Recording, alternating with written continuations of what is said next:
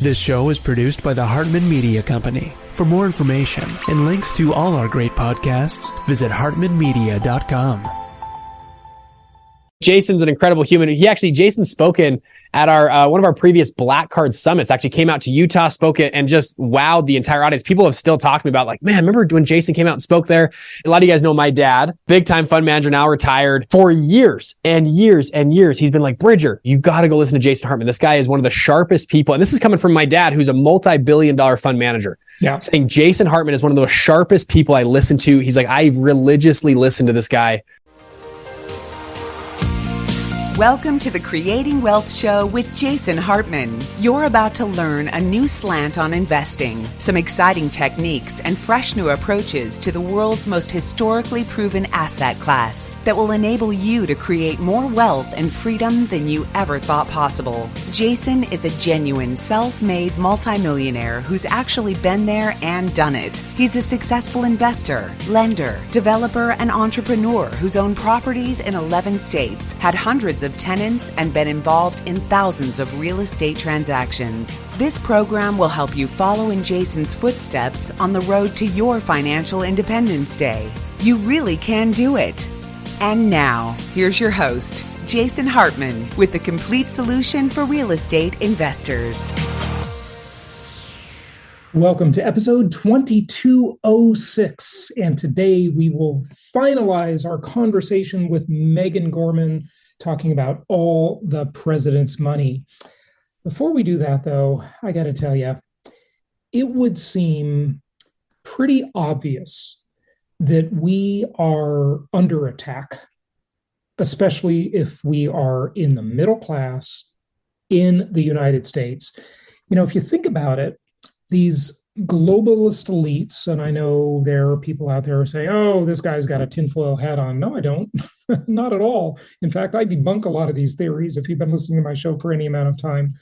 But it would be a real stretch not to believe that for really, these last several years, that we do not have legitimate political risk in the United States. You know, the United States is like the trophy prize to get the U.S. to fall into the hands of, the collectivists, the globalists, the elites of whatever flavor and breed, right? It is the ultimate prize to win over the U.S., right? I mean, they've done it with many, many other countries throughout the world and throughout time, but the U.S. is the pinnacle trophy prize to get. And if you think about how we are just so under attack in so many ways, we have got poisonous food that is attacking our bodies. The big pharma, thank God a lot of this stuff is finally coming out about that thing people were doing in their arm a few years ago. All of this, you look at the number of those things that's required, and I'm not talking about the COVID era. I'm just talking about if you have a kid, right? And then you look at the rates of allergy problems, autism problems. They are just skyrocketing. I mean, what is going on? You look at the suicide rates, they're through the roof. I mean, this is insane. What is happening? The substance abuse problems. How is it that your teenager has heart problems? That's insane. Like, how can you not think that we are just under attack, right? And then you see this heartbreaking video. Did you see the video of that woman who lives in Ohio, who went to the city council and talked about how they dumped, 20,000 Haitian refugees in this little town, Springfield, Ohio, or something like that? I mean, this is treason. The government is literally working against the people. There's just no question about it. And there's one guy that probably isn't working against the people, and you know who he is. He's in this contest we've got going. But the woman, I mean, she and her cronies are clearly against the people. The homelessness rate, just insane. I mean, I was in downtown, I'm in Austin, Texas now. And, the last several days, I was at a conference in downtown Austin. It's turned into a shithole. This is a city for many years I wanted to move to. And yeah, the suburbs are still okay, but it is unbelievable. I mean, people laying in, I took a picture of this one guy who was just crazed out, drugged out, I'm almost sure he was homeless, I don't know, lying in the middle of the crosswalk in the street, just lying there. And it was right by a coffee shop, and I went and sat at that coffee shop for probably 40 minutes. The guy laid there the whole time, just, totally disheveled, dirty, just a complete mess. I mean, it really makes me think that a good action step for any of you listening, and I can't believe I'm saying this, I really can't, is to sell the home in which you live so you can be more portable. Years ago, during the Great Recession, 16 years out of that now, okay? Or maybe 17, depending on how you count. During the Great Recession, I said that the best thing you could have on a resume is mobility, because you could move to where the jobs are, right? But one of the key features, one of the key benefits that I think you're going to need in the future is mobility. Now, it's great because you can still own lots of rental properties, right? Because you don't live in them. You're not going to have to suffer with any political risk of the type I've been talking about. If they dump 20,000 Haitian refugees in the town where you own rental properties, that's just going to push your rent up, okay? I loved it when they sent these people to Martha's Vineyard. Those weren't Haitians, but you know what I mean.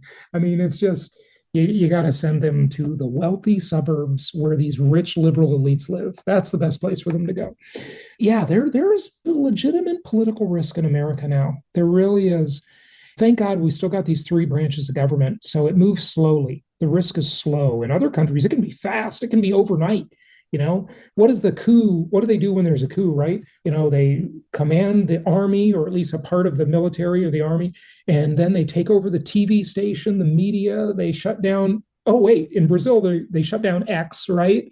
No more Twitter in Brazil. This is insanity, what is going on in the world right now, folks. It is absolutely insane. Free speech is under attack. Our bodies are under attack.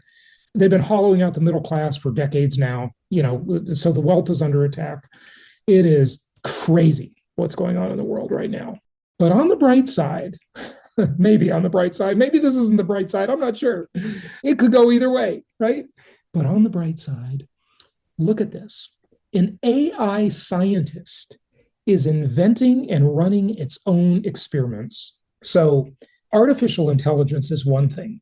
But artificial intelligence that is self-motivated, that can process data and, quote unquote, think, 1 billion times faster than any of us can think, that's insane. It's incredible. And then you move to the step of artificial intelligence that is networked together. So all of it can talk to each other all around the globe or all around the universe, right? And you get artificial intelligence, and then you move to artificial general intelligence. And you get to a point where AI is not only as smart as the smartest human, but it is smarter than all humans. And maybe that's where we're going. Not maybe. I'm pretty sure that's where we are going, right?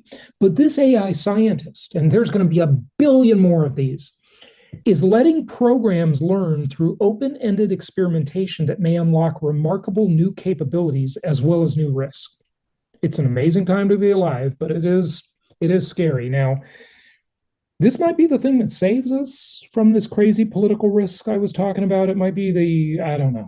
We just don't know. It's just too early to tell. Researchers at the University of British Columbia have developed an AI scientist that autonomously designs and conducts machine learning experiments.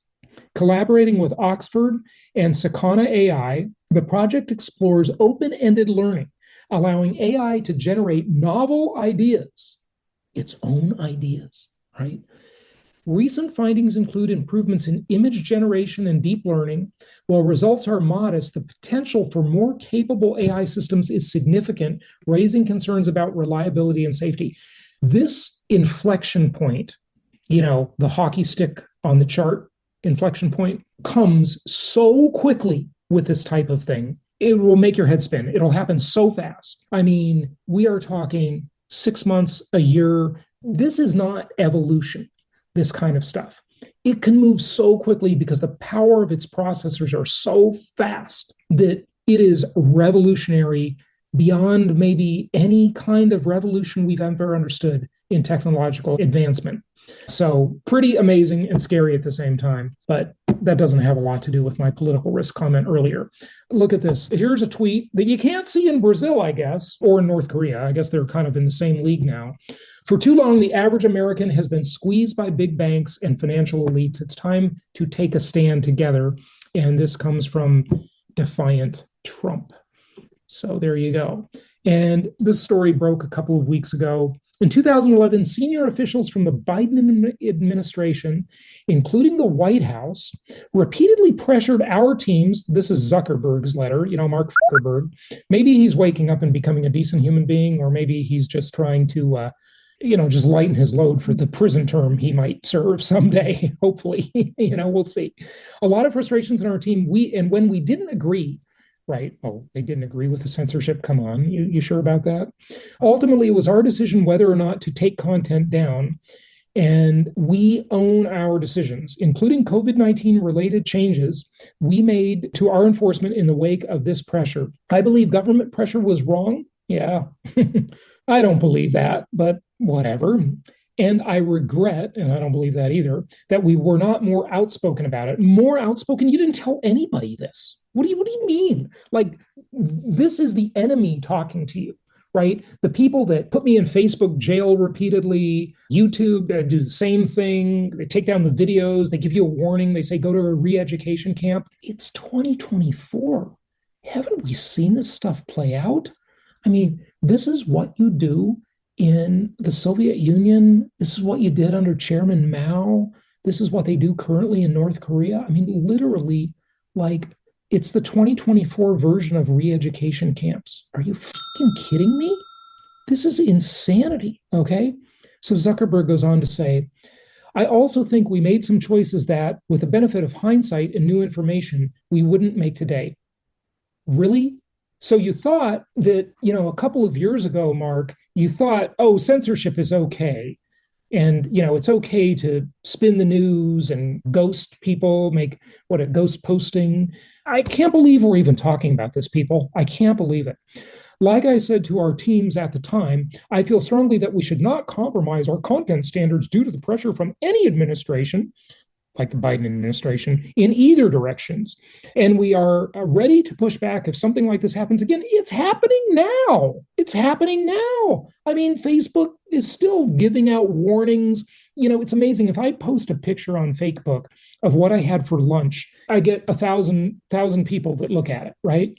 But when I post a picture of something about, this evil witch who wants to turn into America into a homeless gulag, the one who says, with a stroke of my pen, I can have people arrested. With a stroke of my pen, I can ruin their lives. They'll lose their job. I mean, she said that. It's on the video. Look at it. Like, have you seen that video going around? This is insanity.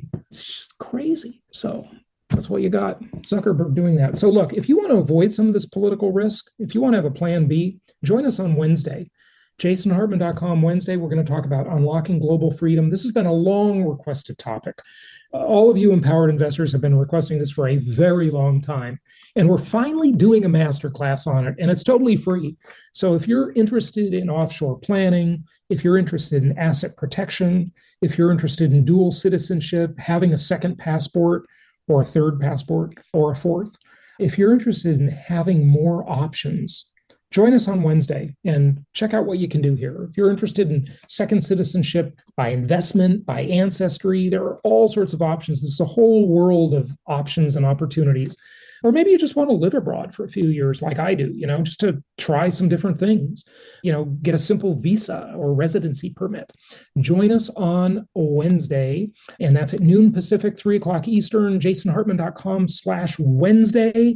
And this is a Zoom meeting, so you'll be able to ask your questions and get them answered. We have about 90 minutes with you for this masterclass.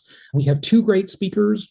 Matthew and Tatiana are both going to speak, and it is going to be a very, very interesting session. So join us on Wednesday, jasonhartman.com/Wednesday, and let's get to our conclusion of all the president's money. The self-employed thing is difficult because you're self-reporting your income. Yep. But banks, when you go in as a self-employed person to get a mortgage, it's almost like they don't believe you. Like they want to see your P&Ls. Yeah, of course. And there's a lot of businesses in this country, people who have like a solo small business. they're not keeping the best books, right? Yep. People are not good at some of the belt and suspender stuff of personal finance. So, it just is hard to get qualified. And like, I know people where when they finally get qualified, they have to pay a higher interest rate. Yeah. But I think the other thing with real estate that is concerning, and it's a crisis coming at all of us, is the home insurance issue. So if I could be anything today, I'd want to be a roofer in California. Every client of mine is putting new roofs on because they're desperate to save their home insurance coverage. I have people who before were paying $4,000 or $5,000 a year in homeowners that are now paying $15,000 and are being moved into the California Fair Plan to get coverage. So this is important as real estate investors because it's getting harder to maintain your property. And the states are not stepping in to protect us. Whether it's California, Florida, Massachusetts, Texas, North Carolina, we're all struggling with this issue. And it's going to make being a real estate investor a lot harder. Yeah, but the thing is that ultimately landlords and corporations are just pass-through entities. The tenant ends up paying the bill for that. So if the landlord has to improve their property, or if they have to pay higher insurance, they don't pass it through immediately, but it does get passed through, and it just means higher rents ultimately. Otherwise, fewer landlords or fewer investors enter the market. There's fewer landlords, there's less supply, and we have that problem. I mean, the thing is with all this stuff is everybody panics about higher insurance or higher mortgage rates or whatever, but all you have to do is lag everything by 2 years, and it all starts to pencil again. It's just the waiting period for the 2 years before things, when they're imbalanced, they all balance in a couple of years, Right. A lot of people... But let me ask you this question, right? Because like you, I love real estate. I have assets and I get that, right? I can pass it on to my tenants. But like, there's that struggle of, okay, I want to make sure I'm good as a landlord and able to make money. But then there's that struggle of, I also want others in the United States to be able to be financially successful. To me, the middle class, that center, the ability to have a strong middle class is when America does best, right? And we're seeing them get eroded away, and with rents going up, it makes it harder. Read the book from years ago that I've been recommending for 20 years, Lou Dobbs' book, War on the Middle Class. It's fantastic. Yeah. Go ahead. Yeah, and he was right. Yeah, he was right. And so this is where it's like, how do you find that balance? And one of the things that frustrates me about the divisiveness of this country today is, I don't really, they're both extreme, right? Yep. We got to go towards the middle because we need to come up with solutions to help people feel that they can build wealth, make the American dream, pay for college. And there's just a lot of things that the systems today that don't make sense, that did, when they first gave 501c3 status to colleges, right? Tuitions weren't what they are today. Or Section 230 protection to big tech companies. One of the major problems in this country is these goddamn iron triangles. You get all these self-interested people and companies, and they just won't let it go. The politicians are getting paid off by lobbyists, and the corporations are benefiting, and it's just a triangle you can't break. You could use that example with labor unions, homeowners associations, a million things. There's so many problems. It's just terrible. It well, and really going is. Back to my book, right? What was really striking to me is how many of our presidents were born poor or, didn't have a lot of money, not middle class. I mean, Gerald Ford talks about growing up with not a lot of money. Richard Nixon. Well, same with Nixon, yeah. Yeah, I mean, Nixon, Whittier, California. His dad owned a gas station and a food stand. I've been to his little house at his library. Yeah. I mean, Herbert Hoover, these guys, but they all had this idea that if they worked hard, and they talk about it, if you read their letters and you read what they say, they all believed if they worked hard, they were going to get access to the opportunity set.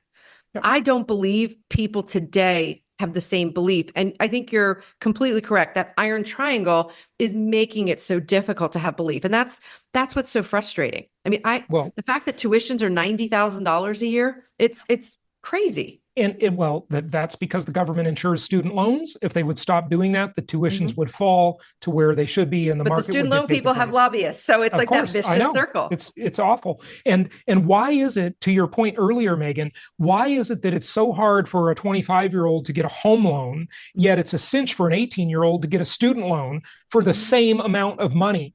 Yes. And they don't have to have any income as the student, but they got to have tons of income as the home buyer. But I'll tell you something, the good news is this, okay? For all the millennials and the Gen Zers, okay? You've got, and I know you've analyzed this when you worked at Goldman Sachs, I'm sure you did, and as a wealth manager now you do, they've got about $85 trillion in inheritances coming their way. Okay. So that is the biggest wealth transfer in world history coming at them. It's almost equivalent to the GDP of the entire planet, the entire human race in 1 year, coming at millennials and Gen Zers as that wealth is passed through the generations from their parents down. So that's one thing. The other thing is the technologies we've access to nowadays make it really easy for people to start their own business, easier than they ever could before. And the upside potential in what they can do and what they know and their access to information now is absolutely staggering. So probably for most people, you shouldn't bother going to college. It's a complete ripoff. If you're going to be a professional, you got to go to college. So there are cases where it's needed. But if you can just self-educate, if you're going to be an entrepreneur, you probably, that's your best plan. Get some internships and learn that way. The Abraham Lincoln, George Washington route, right? Yeah. Well, I don't know. Tell us. Lincoln, we had 12 presidents that didn't go to college. Lincoln, Washington, Truman, right? All of them, they couldn't afford it. They could not afford it. And back then it was cheap. Right. I mean, Lincoln arguably, could have tried to find a way to get into Harvard. He was brilliant. But part of it is, it's the grit of figuring it out. And part of it is the self-education, right? The constant learning. And that's the thing you learn. I'm willing to make I'm not saying it's going to happen in our lifetime, but I think the US will have a president again who didn't go to college or didn't finish, because we're starting to see data. Pew Research Center came out with a study, like 1 in 4 Americans don't find a college degree important anymore. That's a big deal. That has changed over 20 years. Because when I was young and you were young, Jason, not that we're not young now, but when we were growing up, we were told you had to go to college to get a good job and good salary. And today the mindset you have to have is going to college going to help me grow net worth? No, people are rejecting it. And listen, college would be fine if it was reasonably priced. Okay, I would say everybody should go to college if they're paying, $1,000 a semester. But it's absurd. The or whole don't thing give them 501c3 status, right? Yeah. Oh, I agree. Why should they be nonprofits? Why should Harvard or any of these schools have these giant endowments? It's absurd. All of these colleges are just hedge funds. Yes. They're the biggest landowners in any of their towns. The college owns more real estate. They're investing in all kinds of stuff. They're hiring brand managers and companies to promote their athletic teams. They're scoring patents and trademarks. This is insane. It's a racket. And look, by the way, if they want to be a diversified they're not supposed to be businesses. Right. Okay? But if they do, then we shouldn't give them the tax exemption. And of course, it's okay. And that rule was put into place when things were different. Right. And it's not, this is where I think as Americans, we need to have better discussions about our institutions, because Americans are constantly reinventing themselves from, the 1700s to, the settlers going west to the building of the railroad, right? All of this stuff that we've gone through, it's because we've been able to reshape our institutions.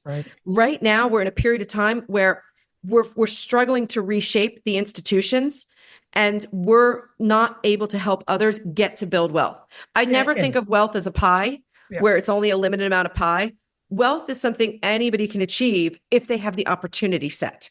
And you can grow the size of the pie. But the reason these institutions are in gridlock now and controlling so much is, number one, the way capital formation works in this world is it's too much of a winner take all system. We need term limits on these politicians. Yes.